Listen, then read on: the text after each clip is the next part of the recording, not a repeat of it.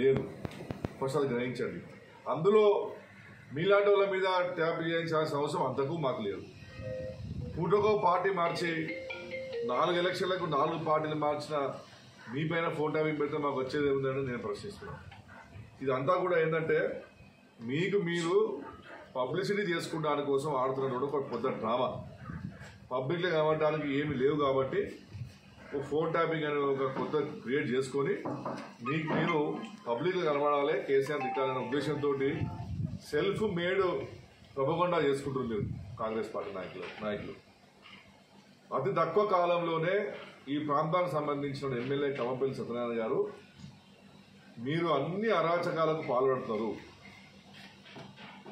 మీరు నియోజకవర్గంలో ఒక విజిటింగ్ గెస్ట్ ఎమ్మెల్యే అయిపోయారు, ఒక టూరిస్ట్ ఎమ్మెల్యే లాగా అయిపోయారు. మీరు ఎక్కడ కూడా ఒక అభివృద్ధి కార్యక్రమాల్లో మీరు పాల్గొంచుకుంటారు.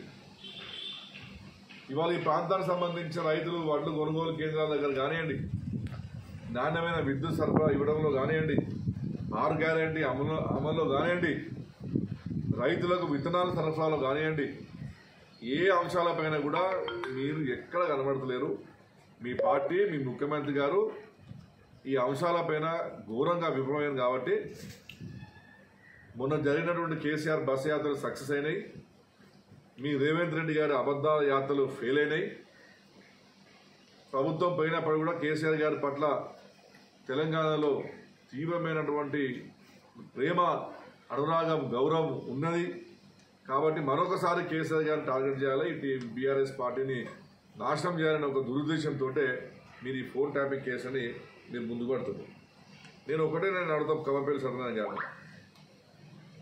ఫోన్ ట్యాపింగ్ అనేది ప్రభుత్వంలో ఉన్నటువంటి ఇంటెలిజెన్స్ వింగ్ కానివ్వండి, ఐబీ వింగ్ కానివ్వండి, ఈడీ ఎన్ఫోర్స్మెంట్ కానివ్వండి, నాట్రోసిటీ డ్రగ్స్ కానివ్వండి, అదేవిధంగా రెవెన్యూ వింగ్ సంబంధించిన వాళ్ళు కానివ్వండి, అనేకమైన అంశాలపైన వారు ఫోన్ ట్యాపింగ్ చేస్తూనే ఉంటారు. ఆ ఫోన్ ట్యాపింగ్లకు ప్రభుత్వాలకు ఎక్కడ సంబంధాలు ఉండవు.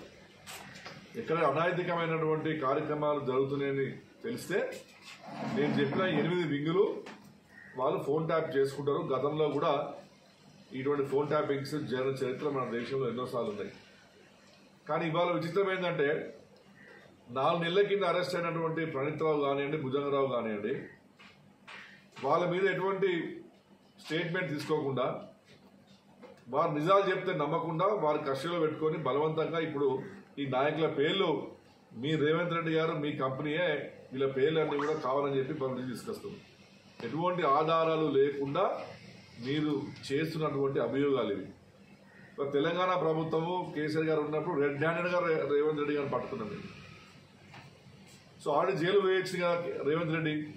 రేపు ముందు రోజుల్లో కూడా రేవంత్ రెడ్డి గారి కేసు తప్పకుండా సుప్రీంకోర్టు క్లియరెన్స్ అయిపోయింది, ట్రయల్ నడిపేమని చెప్పేసి. మరి ఎక్కడ తను జైలు పాలవుతారో అన్న భయంతో ఆ జైలు పోయే ముందే కేసీఆర్ గారు బదనాం చేసిన జైలు పాల ఉద్దేశంతో ఈ ఫోన్ ట్యాపింగ్ అనేది వారు తీసుకురావడం జరుగుతున్నది.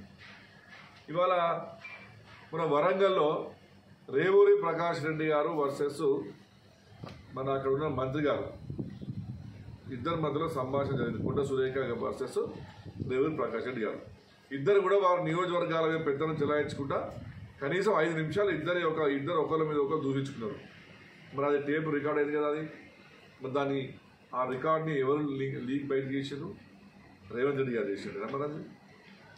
మరి మొన్న కూడా ఇదే ప్రాంతానికి సంబంధించినటువంటి పొన్నం ప్రభాకర్ గారు ఒక ఎంఆర్ఓ గారితో, ఒక ఆర్డీఓ గారితో కౌశిక్ రెడ్డి గారికి ఎటువంటి చెక్కులు ఇవ్వద్దు, కౌశిక్ రెడ్డి గారిని అధికార కార్యక్రమం పాల్గొనవద్దు, మీరు చెక్కులు మీరే పంచుకోండి అని చెప్పి కౌశిక్ రెడ్డి వ్యతిరేకంగా ఒక టేప్ రికార్డ్ అయింది. దాన్ని కూడా లీక్ వచ్చింది బయటికి. మరి ఆ ట్యాపింగ్ ఎవరు చేసినట్టు? మీ ప్రభుత్వం ఉంది కదా, రేవంత్ రెడ్డి గారి ప్రభుత్వం ఉంది కదా. అదేవిధంగా నిన్ననే ఇదే కవంపల్లి గారి పిఏ ఒక దళితుల యువకుడికి ఫోన్ చేసుకొని నాకు ట్రాక్టర్కి 10,000 రూపాయలు ఇవ్వకపోతే నేను పోలీస్ స్టేషన్లో కేసు పెట్టిస్తా అని చెప్పే రికార్డు కొంత మారి మోగుతున్నది. మరి ఇది ఎవరు బయట పెట్టిరు? మరి దీని మీద ఎంక్వైరీ చేసిందా మీరు? అంటే ఫోన్ ట్యాపింగ్ అనేది అది నిరంతరము ప్రభుత్వం సంబంధం లేకుండా అధికారులు చేసే అంశం. దానికి ప్రభుత్వానికి సంబంధం లేదు. అంటే ఇవాళ రేవంత్ రెడ్డికి పొన్నం ప్రభాకర్ పడదు కాబట్టి అది రిలీజ్ చేసిండు. రేవంత్ రెడ్డికి రాఘవేశ్వర రెడ్డి, ప్రకాష్ రెడ్డికి పడదు కాబట్టి ఆ ఫోన్ ట్యాపింగ్ రిలీజ్ చేసిండు. మరి ఇక్కడ కూడా ఎవరో ఒకరు కుమ్ముకయ్య ఈ యొక్క రికార్డింగ్ బయట పెట్టినని చెప్పి మాకు అనుమానం, దాని కూడా ఎంక్వైరీ చేయాలని చెప్పి డిమాండ్ చేస్తున్నాం. మీ దగ్గరే ప్రభుత్వం వచ్చిన తర్వాతనే మీ ఎమ్మెల్యేలు మీ మంత్రులు మాట్లాడే 3 ఫోన్ ట్యాపింగ్ బయటకు వచ్చినాయి. మీరు మా ప్రభుత్వం మీద నిద్రిస్తారని చెప్పి కూడా నేను వారిని ప్రశ్నిస్తున్నాను. మరి అంతేకాకుండా ఈ ప్రాంతానికి సంబంధించిన కవంపల్లి సత్యనారాయణ గారు, మీరు ఎమ్మెల్యే గెలిచినప్పటి నుంచి ఇక్కడంతా బ్లాక్మెయిల్ రాజకీయాలు చేస్తుంది. మీరు ప్రజలు మిమ్మల్ని మంచిగా రాజ్యం వేయలేమని చెప్పి మీకు ఇస్తే మీరంతా కూడా ప్రతీకారం తీర్చుకుంటున్నారు. ఇళ్లలు పర్మిషన్లు అడ్డుకుంటున్నారు. ఎస్సీ ఎస్టీ కేసులు పెట్టి బీఆర్ఎస్ పార్టీ నాయకుల మీద కేసులు పెట్టించి భయభ్రాంతాలు చేస్తారు. మా పార్టీ నాయకులకు ప్రోటోకాల్ నివేదించి అవమానపరుస్తున్నారు. ఎక్కడా మీరు కనబడతలేదు. నియోజకవర్గంలో మీ పిఏలు మీ అనుచరులు ఇవాళ రియల్ ఎస్టేట్ రంగంలో కానివ్వండి, రైస్ మిల్లర్ వాళ్ళు కానివ్వండి, గ్రైనేట్ వాళ్ళని కానివ్వండి, అదేవిధంగా స్కూల్ రన్ చేసుకుంటే వాళ్ళని కానివ్వండి, ట్రాక్టర్ నడుపుకుంటే వాళ్ళని కానివ్వండి, అధికారికంగా ఉసుక పట్టుకపోయే వాళ్ళని కానివ్వండి, హాస్టల్ నడుపుకుంటున్న వాళ్ళను వీళ్ళందరూ కూడా ఫోన్లు చేసుకొని డబ్బులు ఇవ్వాలని చెప్పి మీ తొత్తులు ఒక వసూల రాజ్యాన్ని ఇక్కడ మొదలుపెట్టిరు. మరి ఇవాళ మీరేమో చేసేవాడిని లత్కోరు పనులు, లంగ పనులు, మీ మొహానికి మీరు కేసీఆర్ గారిని నిందిస్తారా? నేను మా మానకొండ నియోజకవర్గ ప్రజలకు మేము ఈ ప్రెస్ మీట్ ద్వారా తెలియజేస్తున్నాం. ఎక్కడ కానీ ఎవరైనా కానివ్వండి, మానకొండూరు శాసనసభ్యులు కవంపల్లి సత్యనారాయణ గారి దగ్గర నుంచి కానివ్వండి, వాళ్ళ అనుచరుల దగ్గర కానివ్వండి, వాళ్ళ పిఏ దగ్గర కానివ్వండి, వాళ్ళ తొత్తుల దగ్గర కానివ్వండి, మీకు బెదిరింపు కాల్స్ వచ్చినా పైసలు ఇవ్వాలని చెప్పి మీరు బ్లాక్మెయిల్ చేస్తే వెంటనే ఇక బీఆర్ఎస్ పార్టీ మీకు రెడీగా